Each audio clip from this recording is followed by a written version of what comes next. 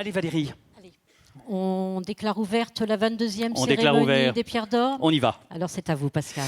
Et on va commencer assez logiquement par la pierre d'or innovation, parce que sans innovation, il n'y a pas de secteur économique, social, humain d'ailleurs, qui vaille. Et Dieu sait si en matière d'immobilier, eh bien, l'innovation en ce moment, ça y va. Et il est bien normal de récompenser celles et ceux qui y participent. Et ça tombe bien, pour remettre cette pierre d'or, j'appelle Joachim Hazan, président fondateur de Novaxia. Oui, applaudissez-le. La ville est vivante, ses codes changent, ses lignes bougent. Son énergie est immense. La ville est notre terrain, quartier, place, territoire. Périmètre de possibles illimité. Nous y avons grandi, elle nous a façonnés. Aujourd'hui, c'est à nous de lui rendre cette impulsion créative. De faire preuve d'ingéniosité pour la transformer. À nous d'identifier de nouveaux foyers de croissance et de progrès. De révéler ses potentiels et ses lieux inexplorés. Nous partageons une même ambition, valoriser des écosystèmes urbains qui créent de la valeur pour tous. Qu'on soit citoyen, bailleur, élu, investisseur, la ville mérite toute la passion et l'audace que nous pouvons lui insuffler pour l'aider à s'épanouir, porter nos rêves et soutenir nos projets. Oui, alors l'avenir ne se prédit pas, il se crée, Joachim. Alors l'avenir, on est en plein boom là, actuellement chez Novaxia. On fait un tout petit bilan 2019 qui a été assez chargé déjà. Oui. On y va. Une très très belle année. Donc, Oui. on parle d'innovation, donc on parle de l'Hôtel Dieu, où Novaxia a été lauréat d'un projet extraordinaire, d'une sensibilité et je dirais d'une responsabilité immense. Donc 20 000 m² au berceau de Paris. Donc un projet où on va installer le premier écosystème européen en termes de medtech, biotech, intelligence artificielle. Donc ça, c'est une très belle victoire de cette année. On va pas démolir. Vous savez que chez Novaxia, on n'aime pas démolir. On aime bien transformer. On a parlé aime bien... aux chimie, vous en souvenez? Tout à fait. On a fait une table ronde sur ce sujet. Et ça, on a des convictions fortes là-dessus. Donc, l'hôtel du département des Hauts-de-Seine, un bâtiment de 45 000 m², où on a fait le choix de déshabiller les façades et de conserver ce bâtiment.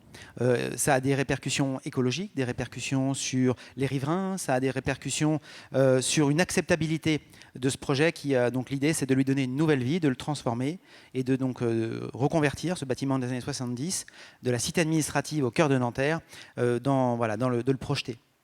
Superbe. Donc tout ça sont des projets pour demain et c'est des projets innovants. Donc on est vraiment dans l'histoire. Alors je dirais que cette pierre d'or, vous savez, je trouve que c'est la plus belle des pierres d'or. C'est pour ça qu'on commence par elle. C'est la plus belle des pierres d'or. On est dans un théâtre, vous savez. Oui. Vous commencez par, je trouve, le plus beau prix. Je vous félicite de l'ordre dans lequel vous remettez les pierres d'or, parce qu'il ne s'agit pas... Ça a été un peu pensé. Il ne s'agit pas du plus beau costume ou du plus bel éclairage. Il s'agit de la pierre d'or, je pense, la plus méritante que vous ayez à remettre ce soir. Alors on découvre les 5 nommés? Allons-y. On les découvre. Héloïse Ballade et Johan Hubert. À défaut de mettre les villes à la campagne, les fondateurs de Sous les Fraises ont apporté des jardins sur les toits urbains. Loin du gadget, un vrai modèle économique au service des acteurs de l'immobilier. Bluffant. Philippe Chiambaretta. Les projets signés par cet architecte fondateur de PCA Stream ne laissent jamais indifférent. En quête d'une architecture qu'il qualifie de métabolique, ce créatif bâtisseur s'est vu confier le réenchantement des Champs-Élysées. Un défi à sa mesure. Grégoire Delamarche. L'étude dont il est l'associé, Scribe Notaire, s'est notamment distinguée cette année en contribuant à la première vente d'immeubles via token en France. Une innovation qui fait honneur au monde du notariat. Anne Koech. La directrice développement durable et innovation de Groupama Immobilier a sans doute en moyenne une idée à la seconde. En veille sur les mutations et autres innovations, ces découvertes trouvent toujours une application concrète. Julien Pemzec. Le jeune président du directoire de Woodéum a prouvé que la construction bois offrait des performances allant au-delà des seules considérations environnementales. Et il n'hésite pas à le vérifier régulièrement chez ses clients. On les applaudit très fort tous les 5.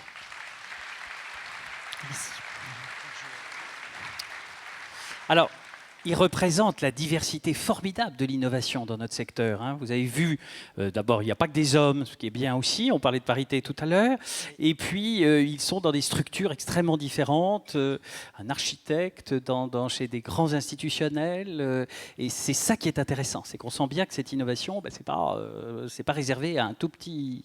Alors, je trouve que c'est effectivement un exemple très concret. On a un architecte, un notaire, une start-up, un investisseur. Ils ont bien travaillé au jury, hein. Et ils ont fait du très bon travail. Ouais. Et c'est vrai que j'ai regardé le palmarès des années précédentes. Oui, Et c'était on bien constate- aussi. C'était très bien. Bon, Cette année, là où on a très bien travaillé, si j'ose dire, c'est que ça reflète la diversité de la fabrication de la ville.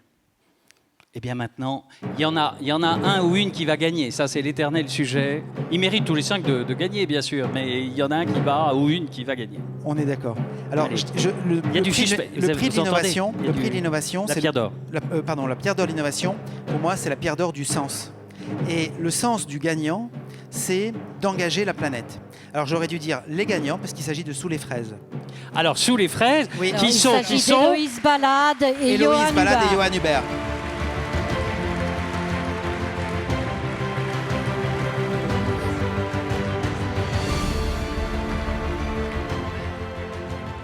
Voilà, alors vous allez vous partager le trophée, hein, mes enfants, les pierres d'or, vous la couperez en deux, mais on va vous donner un micro, on va vous féliciter d'abord.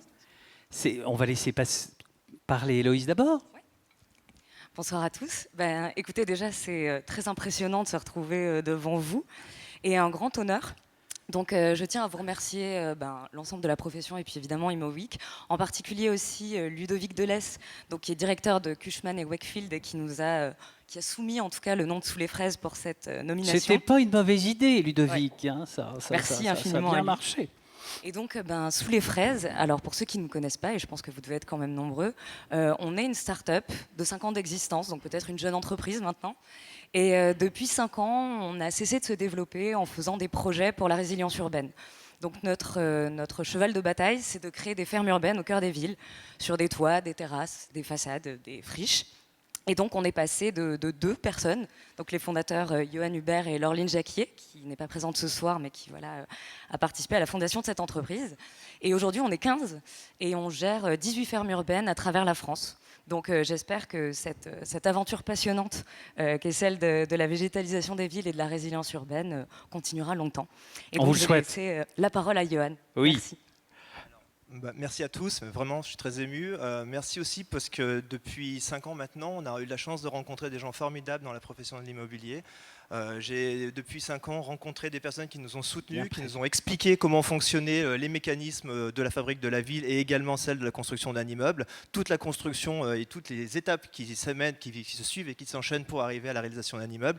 Et ça nous a permis de trouver en fait les solutions qui permettent d'introduire dans ces mécanismes-là, ou en tout cas à notre mesure, la valeur environnementale et la valeur sociétale. Et ça aujourd'hui et pour demain, je pense que c'est essentiel puisque la ville va continuer à se réinventer. Tous les acteurs de l'immobilier aujourd'hui prennent aussi cette direction-là.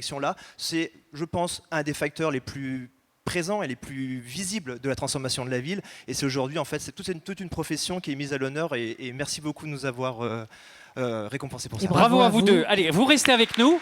Asseyez-vous. Joachim, merci beaucoup.